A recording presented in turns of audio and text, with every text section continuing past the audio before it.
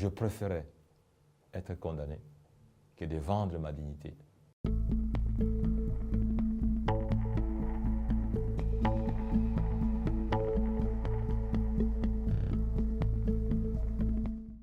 J'ai dû utiliser les moyens informels pour passer par des pays limitrophes qui m'ont permis de prendre l'avion pour l'Europe.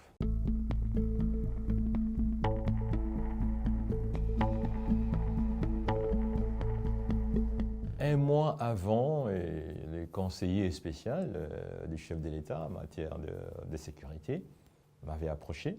Il a été envoyé pour me demander de pouvoir composer avec le président Tshisekedi pour que mon procès soit arrêté.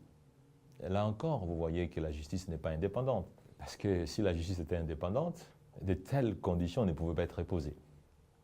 Et j'ai répondu que tenant compte à mon honneur, tenant compte à ma respectabilité, je ne pouvais pas marchander ma dignité.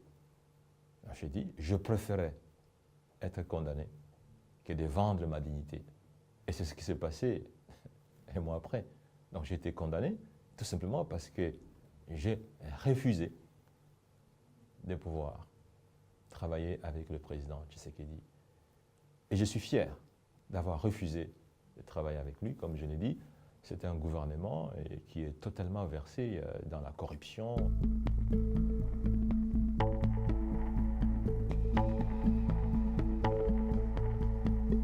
La plupart des gens qui sont avec nous dans les mouvements Sauvons la RDC ont été combattus et sont toujours combattus par le régime actuel. Certains sont même pourchassés, comme moi. Et moi, je pense que lorsqu'on veut faire un combat pour son pays, on ne peut pas le faire seul. L'unité fait la force. Je ne dis pas que nous partageons à 100% la même idéologie, le même idéal, mais il y a le point commun.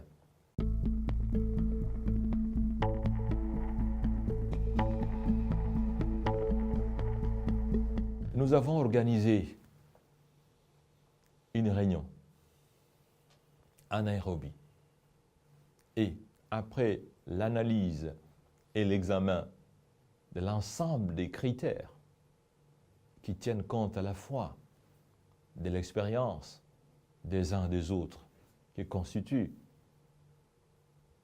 le mouvement, qui tiennent compte de la notoriété, qui tiennent compte aussi de l'objectif de mettre fin à la tyrannie qui paupérise le peuple congolais, de la vie de tout le monde. Nous avons pensé que le président Kabila pouvait être l'autorité.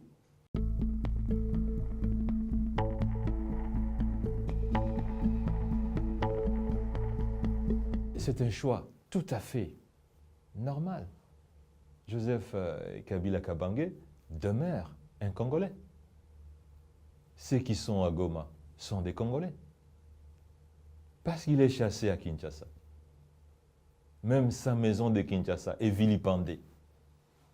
Pourquoi on peut empêcher un citoyen congolais de pouvoir s'installer dans une des parties de la République démocratique du Congo?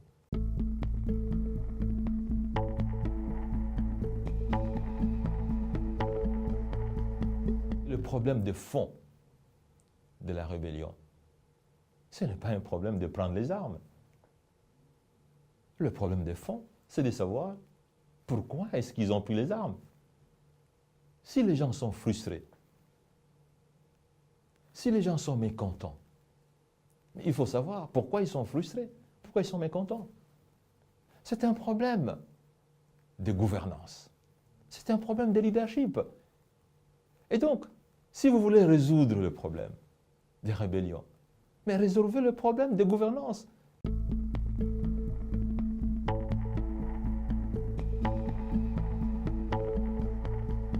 nous savons que le président Tshisekedi lui-même constitue une partie du problème dans la gouvernance du pays.